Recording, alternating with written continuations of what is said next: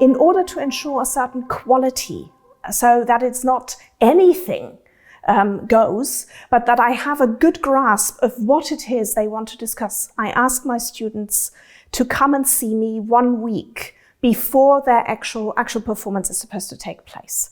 And I call this the prep meeting. This is mandatory. They have to do it. They get grades for it or points. And I'm quite clear that this is not an option. This is something they have to do because it gives me a certain amount of control of what the content is going to be. So in a typical prep meeting, students would come to my office and they would sit across the table from me, and the first thing I do is I tell them generally what the big challenge is of guiding or organizing a discussion are. And the first of the big challenges is what types of question to ask and what types of question to avoid. Now, typically, any question that has a yes or a no answer is a bad idea, simply because even though the yes or the no might be right, it closes the space of discussion.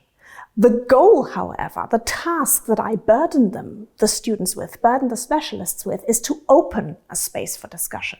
So all their classmates feel invited to share their opinions, their ideas, their concepts.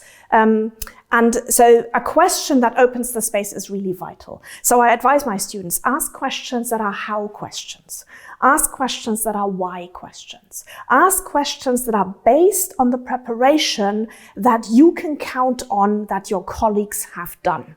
So not the first question that comes into your head, but a question that you think, yes, this bears a certain weight and has a certain depth to it and a certain complexity. The second type of challenge that arises when it comes to questions is that there are different types of questions. The first type, let's call them type A, is a question, and when you ask it, you have a specific type of answer in mind. And this answer needs to be provided by the people who are active members in the discussion for the whole architecture to work. So there is a certain need to reach that point in the discussion. Now, my students are always worried about what if no one says anything? And I tell them, well, first of all, remember that not all silence is bad silence. When you ask a question, typically you already know the answer to that question because you've prepared it. That means time for you seems to go incredibly slowly. Seconds seem like minutes, and you think, panic, no one is saying anything, what do I do now? So I tell my students, relax, ask your question, wait, count to 10 in your head. And if then nothing comes from the forum, you break the question down. Or even before you break it down, you maybe ask it differently, in different words. And this is something that when you have a lot of experience as a student, as a specialist, this is something you can do spontaneously. It also depends on your level of performance of language skills. If your English is very good, you will have no trouble reformulating a particular question. If your English is then you might profit from actually thinking ahead of time. How could I ask the same question with different words once I see in the faces of my interlocutors that they haven't understood what I mean? And usually you see that. Usually you see, I'd love to say something, but I don't know what you are asking me. Yeah. So I tell my students, think about that. This is a possibility. If that happens, have an alternative formulation ready. Let's say you ask this, you wait again, still nothing happens. Then you break it down. Baby steps. Like guiding someone with breadcrumbs from the question to the answer. Yeah. So that attached to this, these different types of asking a question is of course also timing. Because if you ask it and you immediately get an answer within, say, 20 seconds, that's different from then if you have to reformulate it, you wait another, and then you maybe have to break it down. And all of a sudden it's not 20 seconds, all of a sudden it's 2 minutes and a half. So this is something that falls into the second big problem, and that is timing. And I'll get to that in a minute. Now, the other problem attached to questions is there are also type B questions. These are questions that don't have one correct answer, but there might be several.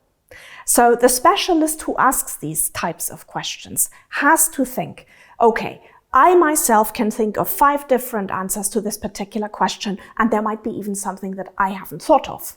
But I do know this is a type B question. And I will allow myself a certain number of minutes to collect these different answers from my colleagues.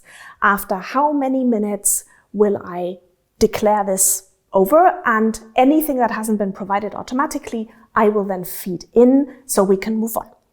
So it's very important to me that students understand that these different types, A questions and B questions, come with different challenges and with different methods of how to help their colleagues if nothing is forthcoming. The next challenge is that students are always nervous of what happens between question and answer. They are aware that silences can be incredibly uncomfortable, and they shun that, obviously, understandably so.